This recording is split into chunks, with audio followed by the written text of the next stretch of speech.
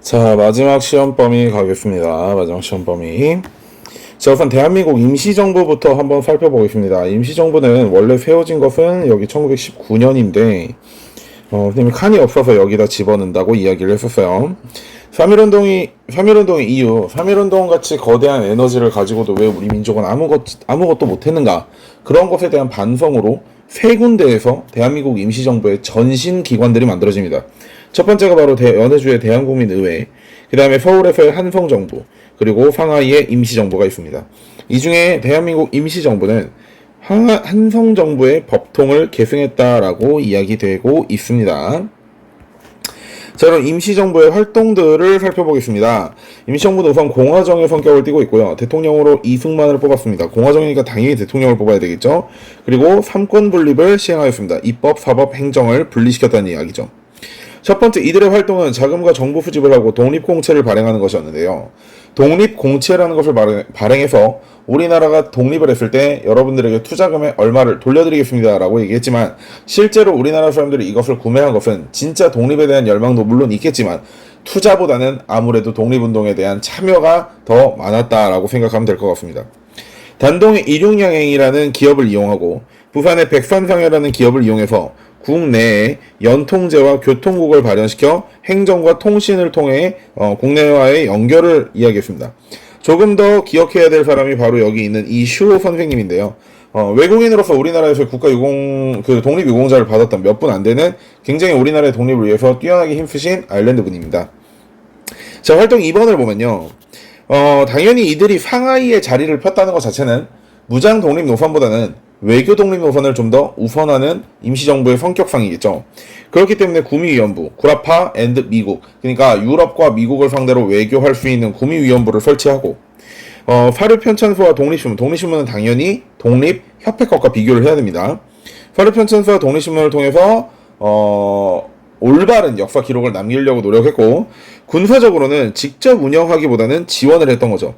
나중에 여기 보이는 이 참의부가 임시정부 소속으로 육군주만 참의부가 되는데요. 이런 식으로 실제 직접적 운영을 하기보다는 기존에 만들어진 단체를 지원하는 방향으로 많이 활동했습니다.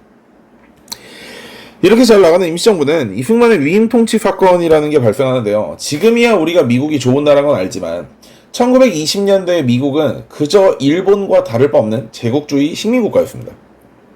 그런 미국에게 우리나라의 통치를 대신 해달라라고 어떻게 보면 신탁통치를 부탁을 한 건데, 한 나라의 대통령으로서, 물론 나라가 형체가 지금은 없이 사라지긴 했지만 한 임시정부의 대통령으로서 굉장히 잘못된 행동이었다는 것은 지금 봐도 부정할 수 없는 노릇입니다. 거기에다가 국내와의 연결고리였던 연통제와 교통국이 발각이 되면서 이승만이 탄핵되고요. 그로 인해 이 임시정부를 어떻게 할 것인가에 대한 국민 대표회의가 일어납니다. 거기서 신채호의 창조파와 안창호의 개조파가 서로 치고받고 싸우는데요. 승리는 누가 했냐면 바로 둘 다 튀어나갔습니다. 그래서 이제 남아있던 임시정부의 경무국장을 맡고 있던 김구를 비롯하여 교과서에 이름이 실리지 못한 수많은 여성 독립운동가들, 독립운동가의 마누라, 여동생, 누나, 엄마들이 이 임시정부를 31년까지 이끌고 갔다고 선생님은 수업 시간에 많이 강조했습니다. 31년에 한인애국단이라는 의열단체를 만들고 이봉창과 윤봉길 의사의 의거가 성공을 하면서 드디어 국민당 장제스 정부로부터 지원금을 받게 된 임시정부가 크게 성장하게 되는 것입니다. 그런 이야기는 조금 더 이 표를 통해서 잘 살펴보도록 하고요. 그 다음에 우리 의열단을 가보겠습니다. 의열단 먼저 이 왼쪽에서, 의열단은 1919년에 길림성 지린지역, 그러니까 지금의 지린성 지역에서 창단했습니다. 5가지 파괴해야 될 단체와 7 종류의 죽여야 될 사람들을 이야기하며 창설됐고요.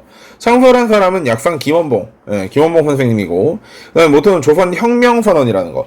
즉 김원봉 선생님이 이 자살폭탄 테러를 하기 위한 우리의 이 청년들에게 무언가 힘이 되고 배경이 될 수 있는 글 한 점 써주십사 하고, 당시 최대의 학자이자 민족주의 역사학자였던 신채호를 찾아가서 그를 부탁하게 되는 겁니다.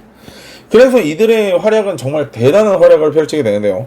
김일성은 조선총독부에, 그리고 나석준은 동양척식 주식회사 식산은행, 지금으로 얘기하자면 삼성과 한국은행쯤 되는 것입니다. 그다음에 김상옥은 종로경찰서에다 폭탄을 던졌죠.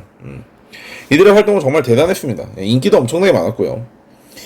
김원봉에 대한 이야기는 선생님이 수업 시간에도 이야기했지만 절대로 김원봉을 빨갱이라고 욕하는 건 제가 진짜 용서하지 않겠습니다. 김원봉은 정말 그야말로 우리나라의 분단이 낳은 희생양이자 아직까지 사회주의의 그 민낯이 드러나지 않았을 때 안타깝게 희생당한 우리의 조상이고 우리의 존경할 만한 독립유공자이며 우리나라를 독립시킬 수 있었던 가장 큰 공을 세웠던 사람 중에 하나입니다. 절대로 북한에서 탱크 타고 남한으로 밀고 내려왔다고 해서 그 사람을 빨갱이라고 배회할 수는 절대 없는 일이죠.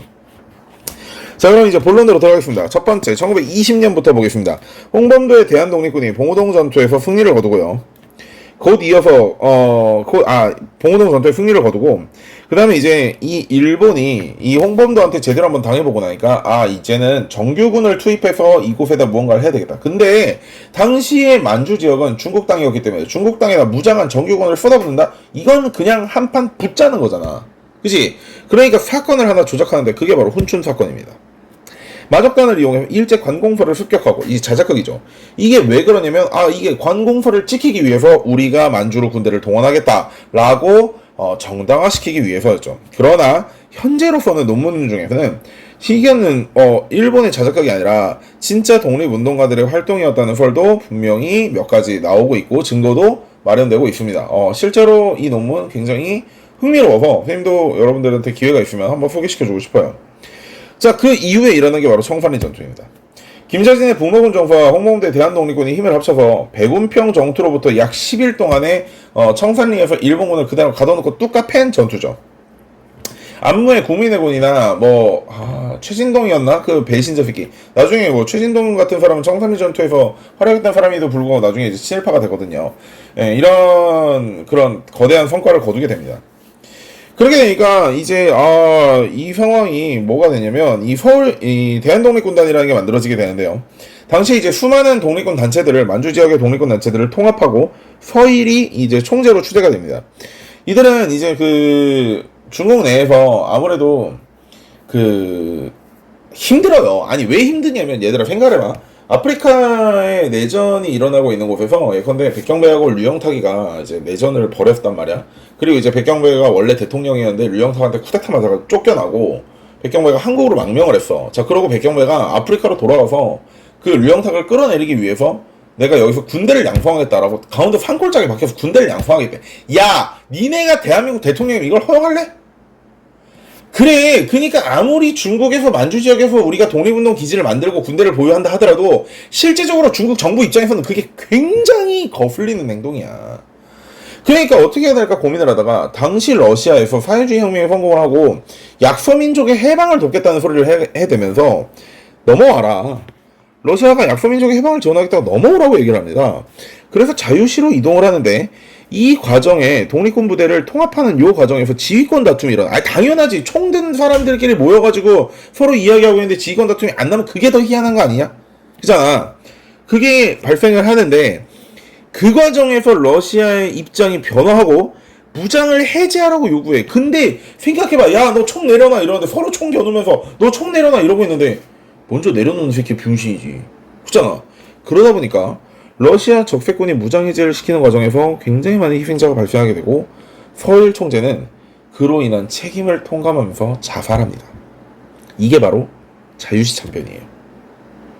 어쨌든 살아남은 독립군들은 만주 지역으로 귀환하고 3부의 창설 움직임을 보여주는데 그게 여기로 이어지는 것입니다. 그런 일 중에 또 간도 참변이라고 일본의 복수도 있었죠. 독립군 단체에게 호되게 당한 일본은 독립군을 이길 수는 없으니까 독립군을 백업하고 있었던 그 지역의 한인 사회 마을을 없애버립니다. 독립군의 근거지가 되는 간도 지역의 마을, 학교, 교회 등에 불을 지르고 주민들을 학살하죠. 자, 그래서 3부는 자유시에서 돌아온 독립군들을 통해서 만들어집니다. 이들은 공통적으로 한일 독립투쟁을 제위했고요. 한인사회의 안정과 자치를 위한 역할을 했으며 공화주의와 삼권 분립을 기반합니다. 천재교육 역사교과서 페이지 268페이지를 보시면 3부의 위치가 나와 있습니다. 3부는 참의부, 정의부, 신민부로 구성이 되어 있고요. 참의부는 남만주 일대, 그리고 정의부는 참의부보다 조금 위쪽에 남만주 북부 지역, 그리고 신민부는 조금 넓은 영역에서 북간도와 북만주와 연해주 지역을 전체 통틀고 이들은 모두 독립투쟁을 지휘하고 안정과 자치를 위한 역할을 했으며 민정 역할을 했으며 공화주의와 삼권 분립을 기반하였다라고 기억하고 있으면 괜찮을 것 같습니다. 마지막으로 미스의 협정과 의열단의 활동을 보면서 1차 고사 시험 범위를 마무리 지어보겠습니다. 미스야 협정이란 건 조선총독부의 경무국장, 즉 경찰총대장이었던 미스야와 만주의 군벌이었던 장장님 사이에 맺어진 협정입니다. 이것은 실제 일본이 군대를 이끌고 중국 영토 안으로 들어가는 것에 부담이 됐기 때문에 당시 만주에서 군벌로서 거의 왕과 같은 지위를 유지하고 있었던 장장님에게 요청을 하는 겁니다. 독립군을 소탕하거나 체포하거나 무기 몰수 등을 해서 우리에게 넘겨준다면 우리가 너희를 금전적으로 보상하고 지원하겠다. 장장님 입장에서는 중국 전체를 통일하기 위해서 통일전쟁을 벌여야 되는 마당에 일본의 재정적 지원이 있다면 훨씬 그것을 쉽게 할 수 있겠죠. 그래서 중국이 우리나라 독립운동가들을 많이 사살하고 괴롭힙니다. 그래서 의열단을 이끌었던 단장 김원봉은 당시 이제 만주의 만주는 이제 우리나라 위쪽, 그러니까 중국으로 보자면 최동북단에 있는 땅이지만, 당시 이제 그 양자강 밑에 강남지방으로 이동을 해가지고요, 장개석과 순원이 중국 전체를 통일하기 위해, 북벌을 하기 위해 만들었던 황포공관학교에 입교합니다. 거기서 군사교육과 간부훈련을 받고요. 여기서 장개석과의 인연이 시작된 김원봉은 나중에 1932년에 장개선이 지원해서 우리나라 사람들만을 모아서 우리나라의 독립운동을 위한 단체였던 혁명간부학교를 설립하는데 그 부분도 조금 나중에 같이 살펴보겠습니다. 자, 여기만도 일단 정리를 해보자면 수능에서 나오는 부분만 찝어주겠습니다. 선생님이 말했지만 독립운동 굉장히 자세하게 가르칩니다. 그렇기 때문에 수능에서 나오는 부분인데 여기는 사실 다 나오다 보면 되거든요. 여기는 요 정도 빼면 다 나옵니다. 의열단 정도 빼면 다 나오고요. 여기 있는 건 진짜 다 나옵니다. 여긴 다 중요해요. 어쨌든 그렇게 보시면 될 것 같습니다. 여기까지가 여러분들의 1학기 2차 고사 시험범입니다. 화이팅 하십시오. 고생하셨습니다.